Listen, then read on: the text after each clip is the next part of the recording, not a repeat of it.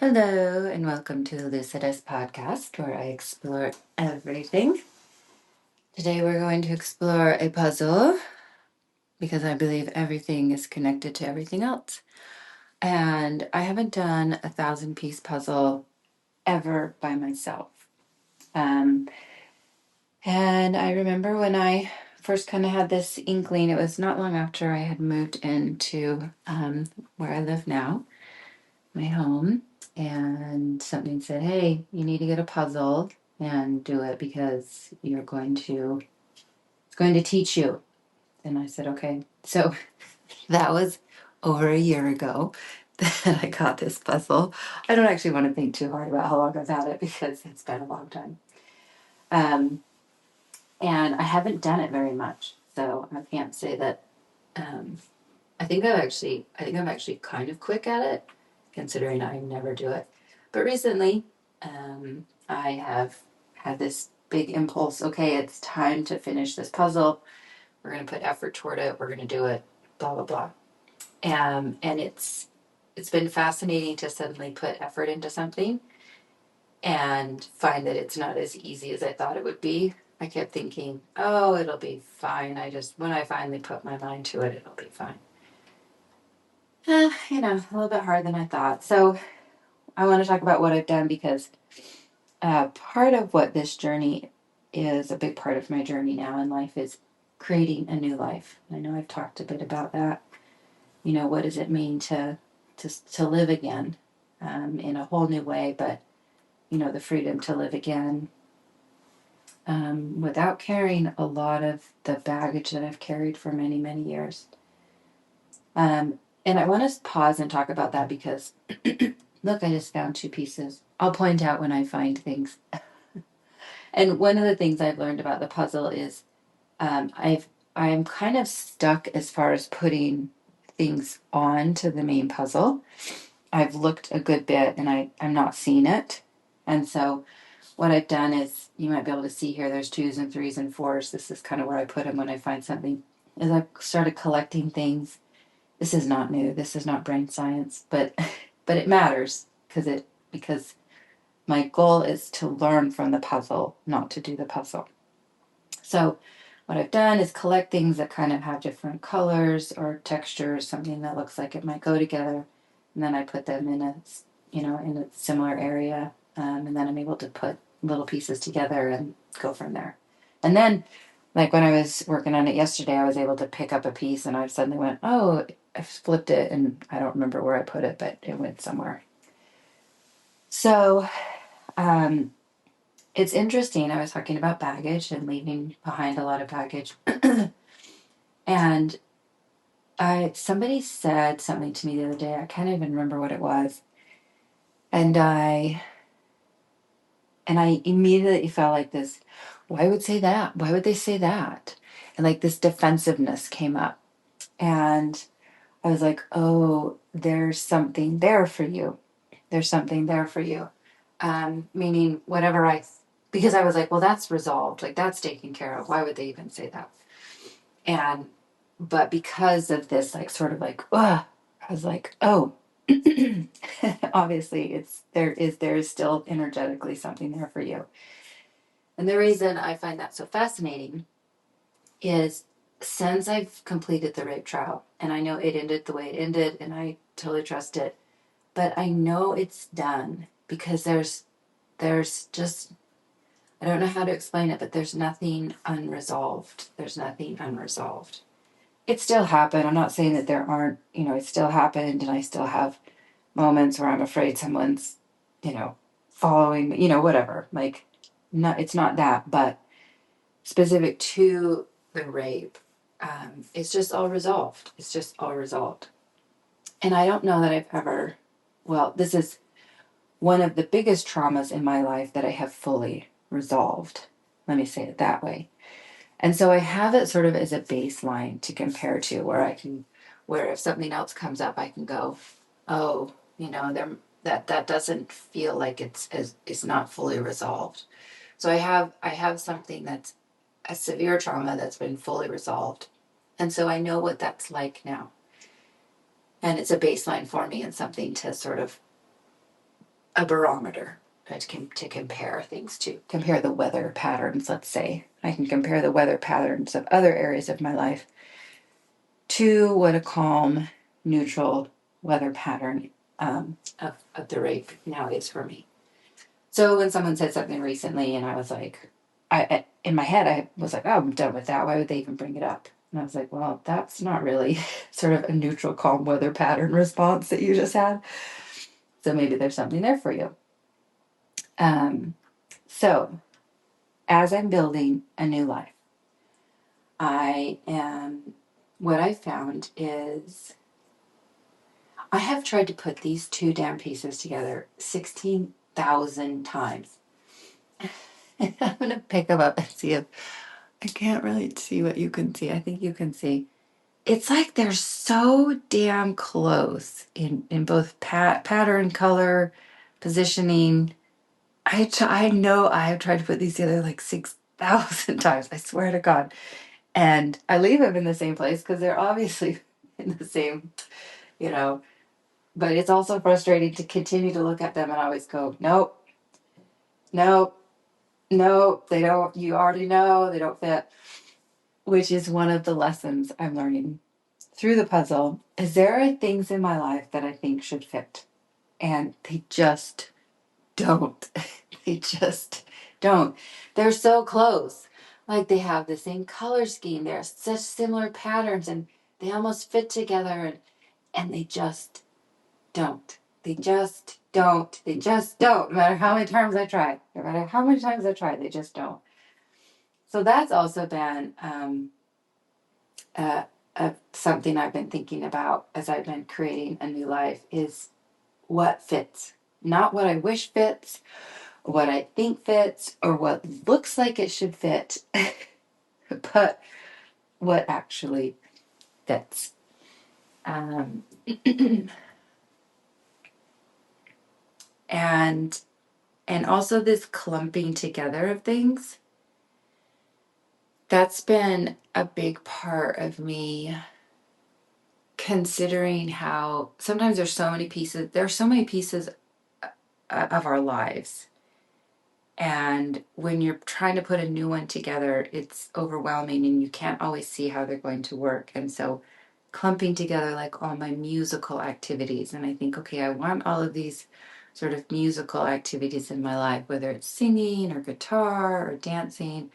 For now, I'm just kind of like hodgepodging all the music together, and then I think about reading and writing, and kind of hodgepodging all the things that I want to do there, what goes there.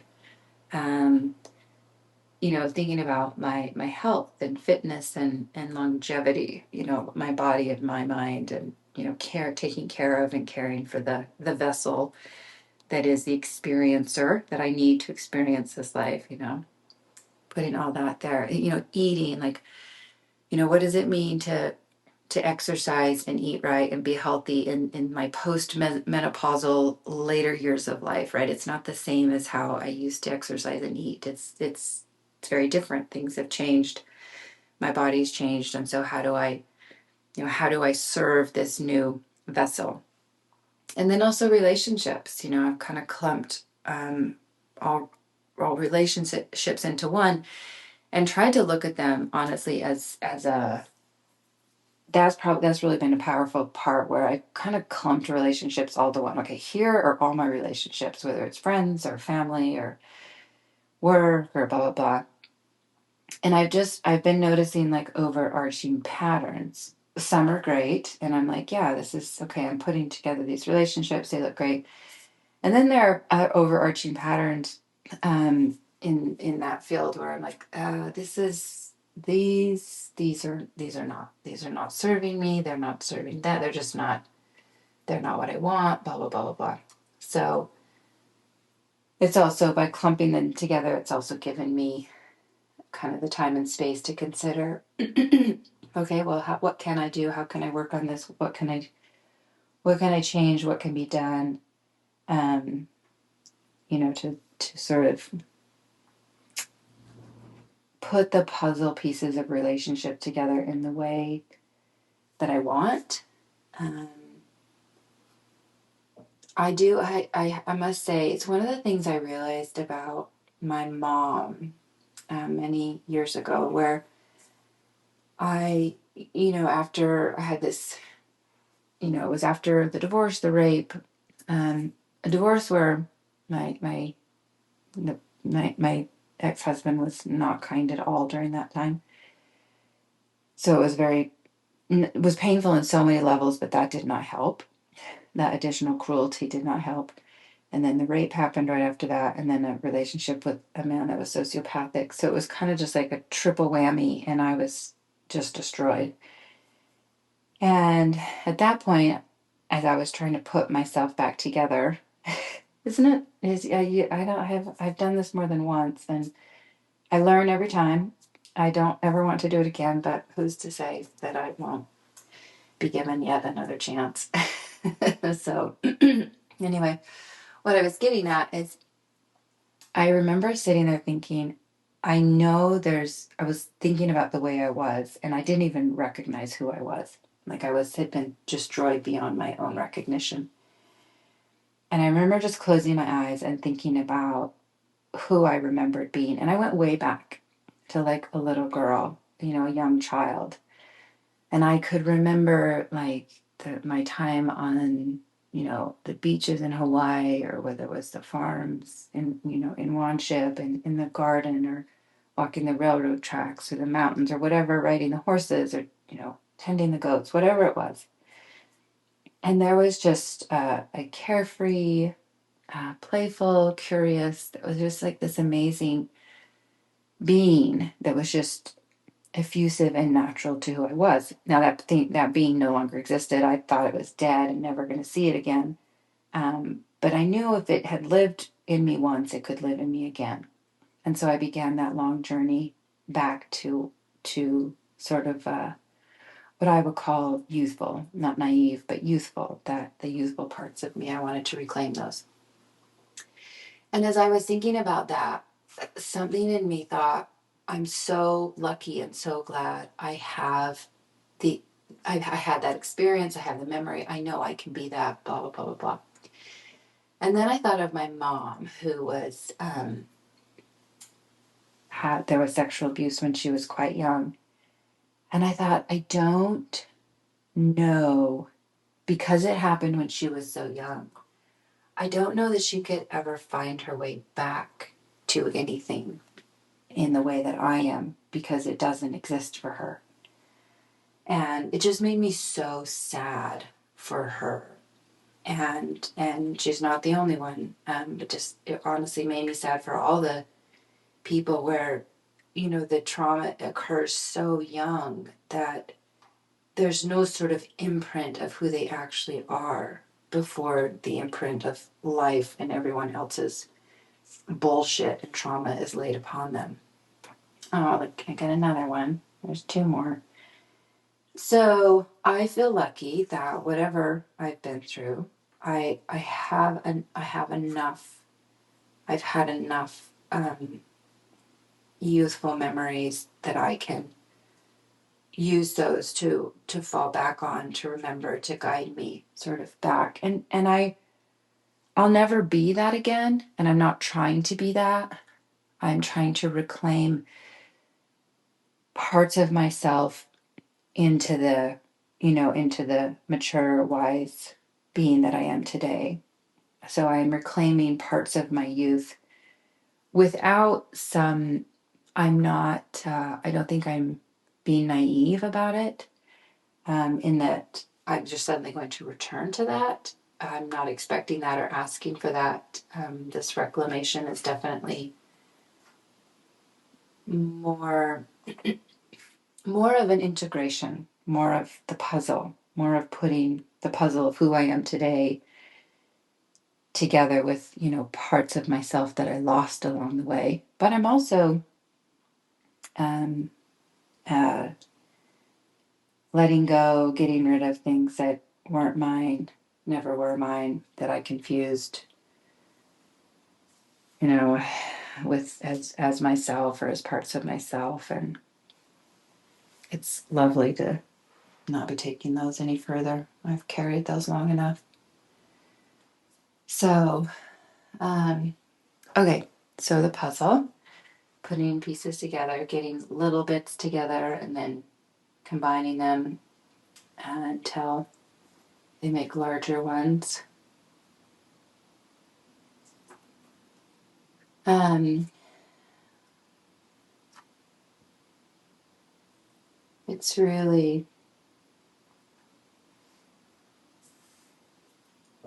It's really fascinating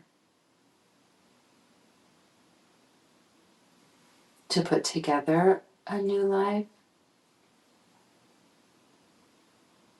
And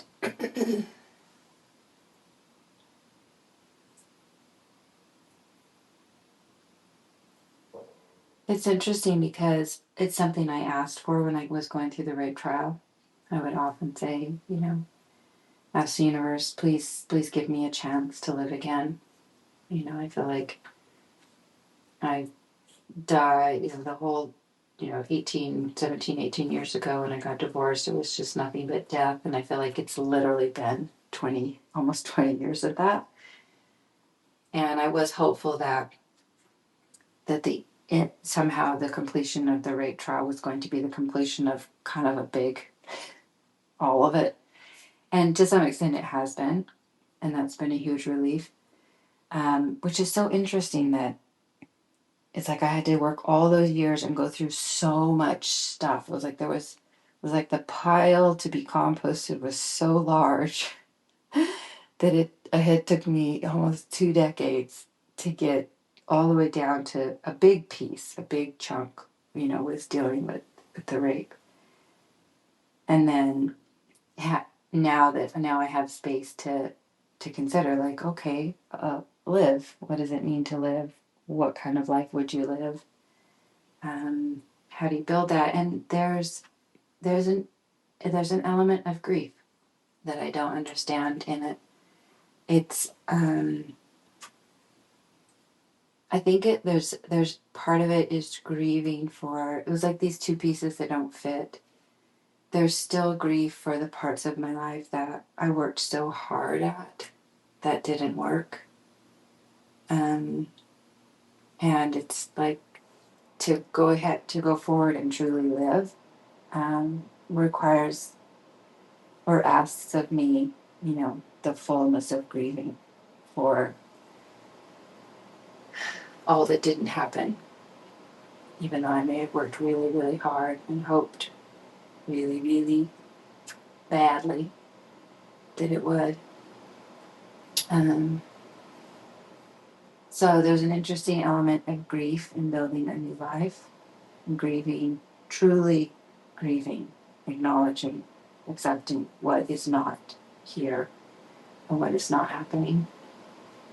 And not that it's not that nothing's ever going to change, but some things are never going to be. That ship has sailed, so to speak. That time has passed. Um, I don't know why I say this. I think it's obvious what I'm saying, but in case it isn't, it would be like, I do not want to have more kids, and I never did want to have more than the two I had. But if I wanted to have more children, right? Like, I'm postmenopausal. Children are not going to be happening. That ship has sailed. Like, so there are literally some things in life. While I do believe in infinite possibilities, I'm not sure I believe in immaculate conception. So call that what you will. But I do believe there is, for me, my experience in building a new life has been there are some ships that have sailed, and there is some grief that I didn't know was there, honestly. And so there have been moments where instead of building in the way I thought I would, I've actually needed to pause and take time to grieve, um, more deeply accept. Um, and I have to say, it's interesting. I feel very vulnerable sharing this because I never thought I would. I never thought I don't know. I don't know why I feel so vulnerable sharing this because it's not even like a big deal or a big tale. Maybe I feel a little silly or ashamed or just, I think I was, look, here we are. See those two pieces? Look, here's the 6,001th time I'm trying to put them together. Because there's all these, they're all right here and they so want to fit and they don't. And I know I've gathered all these before and done this, and they just, it's like there's these great similarities, but they don't fit. And I tried these. It's funny because I know I've tried these colors, this color scheme, and I think I finally kind of pushed them apart because I was tired of going, they don't fit. Stop trying to make them fit. Um, but what I was going to say is, as I've thought about men in relationships, I could think of many relationships I've had, and I'm just kind of like I just nod my head and smile and just say that was a learning experience. That was never going to work. So glad it didn't work. You know, don't have any interest in going back there. It's just yeah.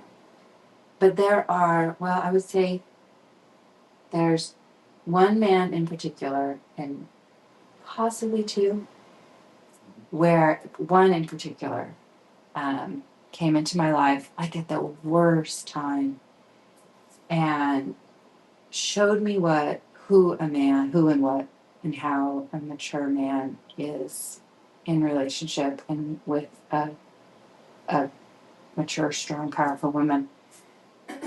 He was very interested. I I really liked him, but it was like right after the everything, and I just couldn't. I couldn't. I was, even asked like, "Hey, is there something here?" And I was just like, "Yeah, you're a great friend." Okay, that was God. That was 15 years ago. That was a long time ago. But I think back when I think back on um, men and what kind of man I would want and blah blah blah. It's him. And it's funny. I've reached out a couple of times in the last 5 or 6 years. He's now in a different relationship and is engaged, and they haven't gotten married. But look, I got two more. They've been engaged for like a few years, like 5 or 6 years. But anyway, whatever. So again, it's like that ship has sailed, and I there is grief over that. I feel like I mean, and I try to, I can put a positive spin on it. I'm not saying it's negative, but I have to say it's interesting to me. It's one of the few areas of my life where I truly feel regret. I think maybe that's why I'm ashamed or embarrassed is probably a better word. I'm not really ashamed of it. I'm embarrassed. Nearly everywhere in my life, I can see that, it was the way it was. It had to be. It is. Just all of this, all of the does. But this one, I can't. Oh, look, I found another one. Um, it it's so the funny thing about a puzzle is it really is like a little bits of celebration. I don't think. Look, I got another one. I'm starting to these lost pieces. I'm starting to find that they go on this bigger one. Um, but it is like little celebrations, just like the smallest ones. And they seem kind of silly, but they're inside of me. They're very real and they're very enjoyable and they're sweet. Oh, I got another one. It is part of, I think, the reclaiming of youth. It's you like, oh, I got another one and I got another one and I got another one. So anyway, I'm not sure why I wanted to share that, but I wanted to say, I guess I wanted to admit it. I wanted to say it out loud and say, there is a man that I think offered me what today I would love to find. Unfortunately, he's not available, but I'm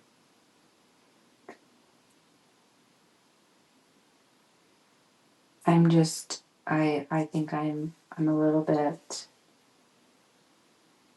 it's hard for me to imagine that there's another one, because I've met a lot of men and I've only met one like him.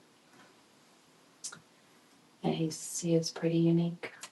And I knew it even then. And I would even say at times, I'm like, oh, we could do so much together.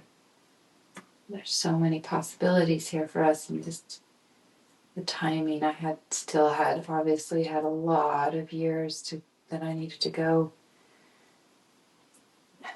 figure out. And anyway, so the relationship thing. In the meantime, I've coagulated, my relationship puzzle pieces, and I'm just looking at them kind of as a whole more closely and trying to determine, okay, how can I, better my abilities in patience. Patience has been the big one. I was talking to a friend recently, and I was telling him, I'm like, I can just see that. And it was really funny. It was in a text, and I thought it was rather clever. I was saying, people can be they're just so illogical and irrational, and da da da da da. Which of course, and I was like, and I'm just having to learn to be patient with people because they're just people. And of course, then I end it with, reminds me of me. I certainly fit into that definition. So I'm just really extending a lot more grace to human beings, a lot more patience, a lot more just watching and listening, especially when someone's kind of having. It's funny because people have a lot of moments, and they're not even necessarily big, but if you watch, people have moments all the time over spilled milk. Like literally, like hardly anything happened, and suddenly a moment is happening for someone, and it's pretty fascinating, honestly, just to watch and be like, oh wow, spilled milk. They're having a moment, and I'm just gonna sit here and watch. And because I'm doing it because it's something I want to do. I want to be able to just be with someone, and when they have when the milk is spilled and they have their moment, it's that I can just be like, okay, I'm here for it. You'll finish up. Because honestly, it's something that I said to someone else recently, where I kind of had a moment, and one person handled it well, and someone else didn't. And I was just like, look, and it wasn't even anyway, it wasn't even like a super big moment that I was having. And I was like, if the person, you know, that's not a good fit. Yeah, if I'm not able to kind of be with someone while they have a moment because it's too triggering for me, it's too hard for me, it's too whatever, that's not a good fit. And I no longer feel like I need to work on every relationship in my life. There's too many. I'm a little more discerning. Um, so that is not a relationship that I want to work on. And the same is true in reverse, meaning this other person was like, I don't want to deal with you. And I'm like, that's good to know for both of us. And it's absolutely not necessary that we do. We don't know each other that well, and this is a good place to let it go. So there are enough people in this world, and enough. I mean, maybe if we were living in small communities, but since we're not, and there's just so many damn people and so much to do, I kind of am just trying to work on the ones where people want to be there, can be there, are there, and move forward and learn with those. So anyway, what else has this puzzle taught me?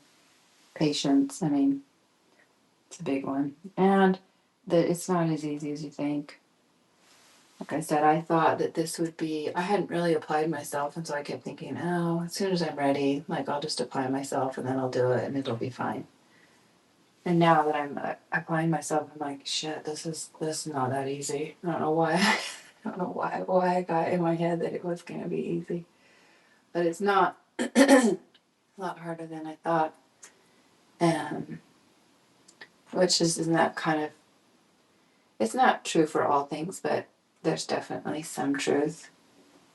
Actually, I think the real truth is you never know. There are times I walk in here, and without even thinking of anything, I'll just pick up a piece, plonk. And it's, how the hell did I do that? Like, just happens. I'll walk in, and in the space of 3 minutes, I'll set like 3 pieces. Not even that. And I'll be like, oh, okay, I'll walk out. And then other times I'll come in here and just fret over colors and I get nothing. Get nowhere. So there's a few pieces I've picked up numerous times because they're so fascinating to me. I can't wait to see where they go. This is one of them. I think you can see. There's another one that's similar to that where the pattern is just, I just think, where that could be anywhere. And I just think, oh, I wonder where that one's gonna. And it's something about it is striking to my eye, and so I picked it up many times. So we'll see. I actually did. This is the second podcast I did with this puzzle in the last week, but the other one I'm not going to show. At least not yet. Maybe I'll show it at a later date. But there is someone that is trying to do some serious public shaming. And it honestly surprised me and shocked me. I did not see this about that person. And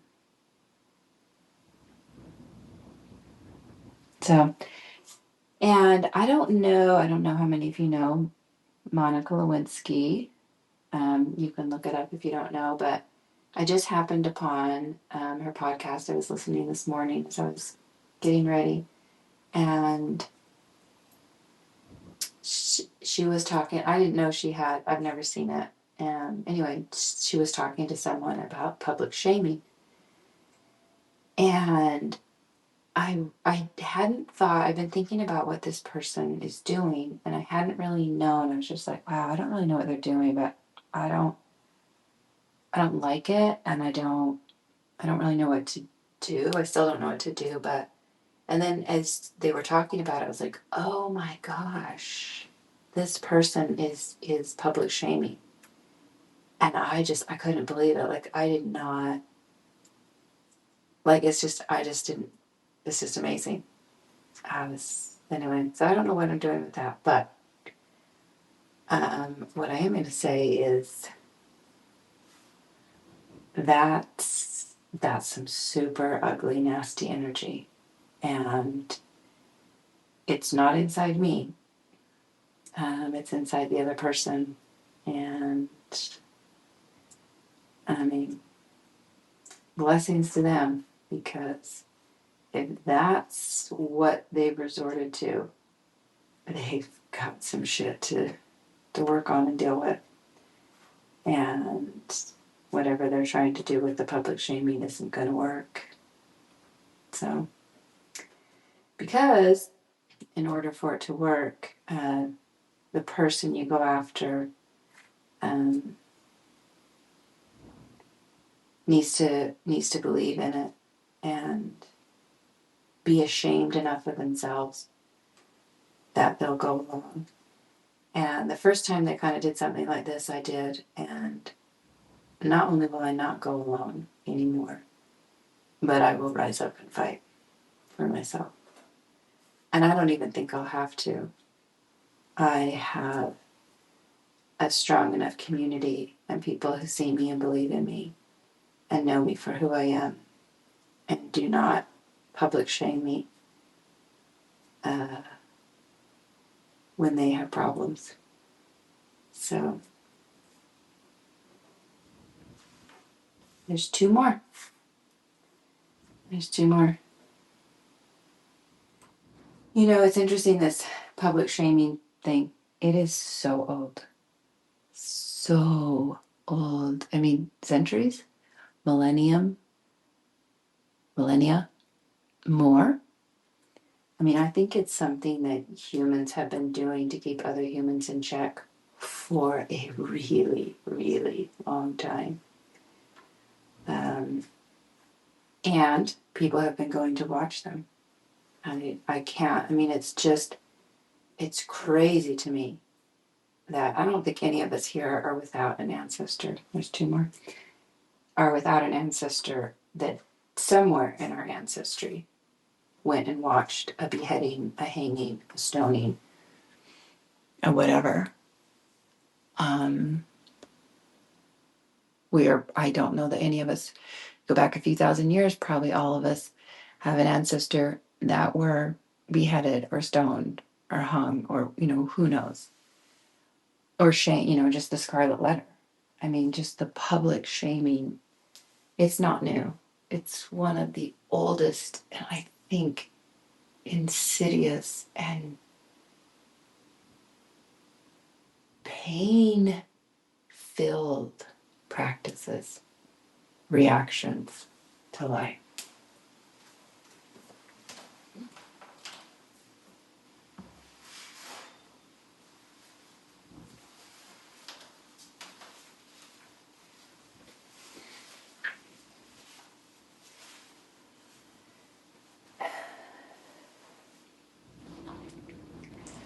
I just had to stop because that is not nothing. I mean, how many of our ancestors took part in some way or another in public shaming? In somebody that wouldn't behave in the way that they were told to, or that the other person wanted them to, or God knows. I mean, so many reasons. We can start with just the public shame of behavior, but public shaming because of race, gender, religion, all of it. I mean, and it's just so sad that not just the people it happened to, but people that did it, that was the best they could do. It just feels pitiful to me. It feels so pitiful to me. There's that lovely piece. I just can't wait to find out where it goes. I've tried a few times and I don't see it yet. But anyway, so there it is. I've got a few more public shaming. I mean, if you're doing it, stop. Because you're in the wrong. There are far better. It's not the way.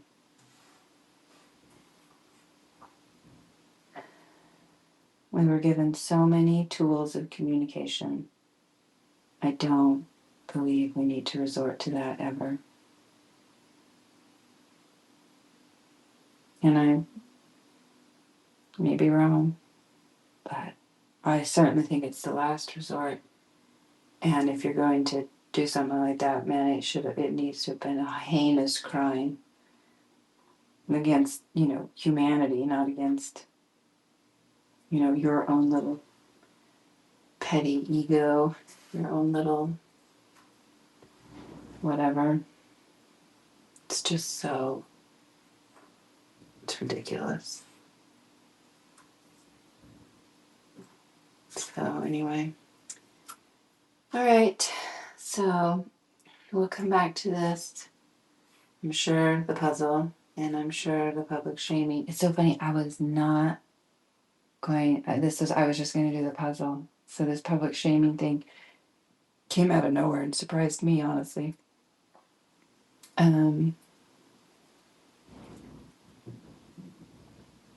Yeah, I'm super curious, and it was only because I had just barely listened to it, and that piece fell into place that I hadn't really understood about this situation, about this person. And it's funny because people like that are very powerful. They can get a lot of people on their side. They can do a lot of damage. They can, I don't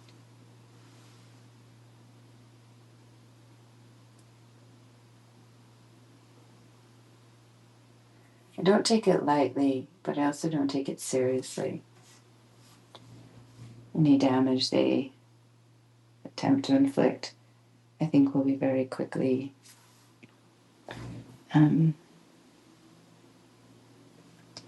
reflected back. It's just not going to go anywhere this time. So, and it's just a nuisance. Something I don't want in my life, and hopefully I don't have to do much about it. But if it arrives, I guess I'll learn.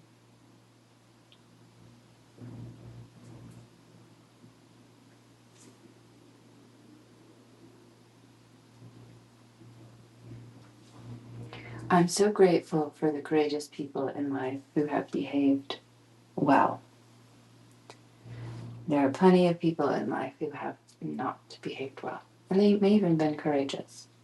But I'm super helpful for all the people in life who behaved well, who behaved better than they needed to. Like they just behaved well. They chose to behave better, and because they are inspiring to me.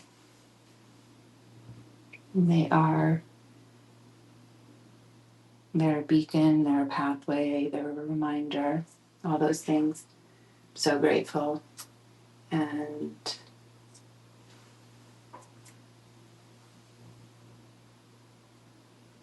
I hope that's what we can be for each other.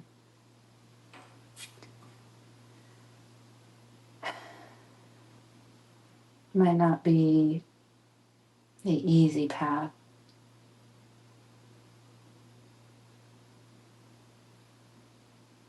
but I think it's the peaceful path. Peaceful and inner peace, I should say.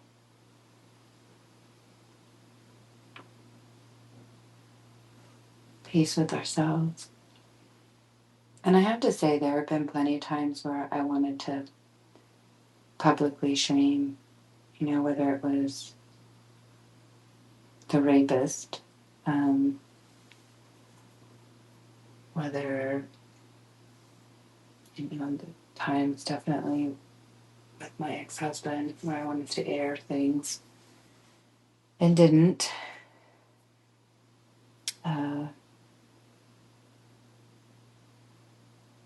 Different people, situations. There have been times where I very much wished that I could do such a thing. So I wouldn't say I'm above it. I guess I'm grateful that the opportunity didn't really present itself, or if it did, I didn't take it. I don't know that I really noticed. I'm sure there were, I guess the opportunities were there. I could have said anything at any time, but I didn't. And I'm glad I didn't. Glad I waited.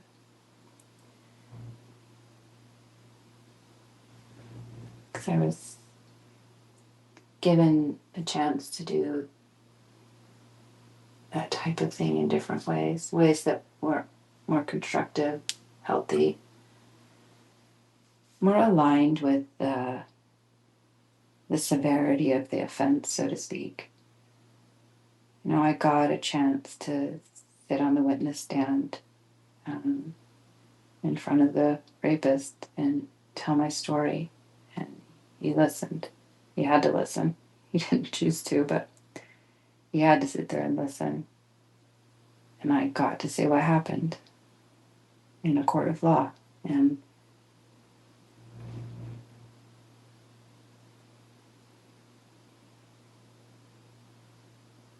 it seems fair to me.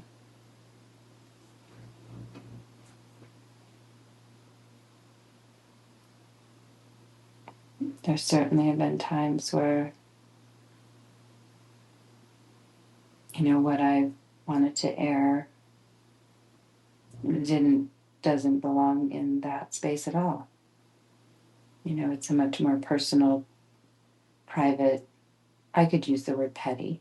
I mean, it doesn't feel petty, but it is a more petty, sort of incident where it would not be appropriate to do it in a court of law nor in a public sphere.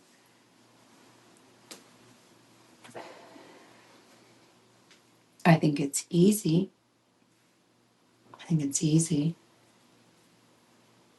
To take it into the public sphere.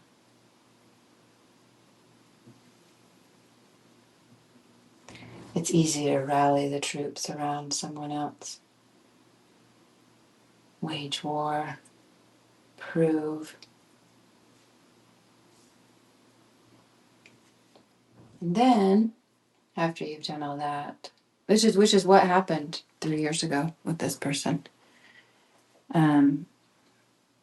And there's not just one. There's probably 2 or 3, but the interesting thing is they're still at war. And I've moved on. I'm living a life that I treasure very much. I care for very much. I'm very thoughtful about every day. This is another one that I pick up a lot that I'm really curious about. I'm pretty sure it goes up here somewhere, but I just have not been able to figure it out. Oh my God. That's funny. There it goes. Which is funny because I've been looking for that piece for a long time. Oh, that's so fun. It's so hard to, maybe it's the thing about life, thing about puzzles, so hard to see sometimes that something goes where it goes, and then it just goes there, and you're like, why didn't I see that? Well, look at that. Oh, that doesn't fit there. Oh my God, that's so funny. I hope you can see that. How well can you see that? I don't know if you can see it very well, but look carefully. It like practically fits. Practically, I mean, it like fits. It's a little bit janky, and it almost looks like it fits, but it doesn't. It doesn't. Isn't that crazy? Again, it's that thing where this just fit, and this should fit, and it's so freaking close. It doesn't. Doesn't fit. Doesn't fit. That is too bizarre. No, that's so close. So close. That is so close to fitting. It's so close I have to look at it twice and make sure I'm not wrong. That's too funny. Too funny. And here I thought I suddenly found 2 at once. Nope. Anyway.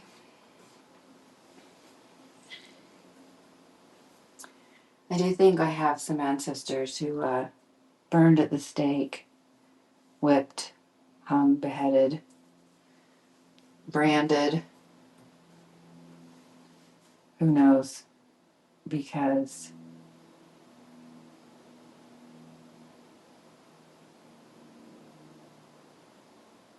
because there's a lot more energy there than the experiences of my lifetime would warrant. So, makes me sad. And I'm sorry. Sorry it happened to anyone. And I'm sorry that people are still out there doing such things. I don't. Yeah. Anyway. All right. So we'll return. We'll see if I make any headway.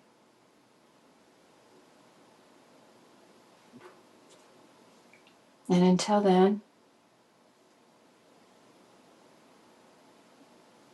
try not to do any public shaming. And if you're on the receiving end, good luck.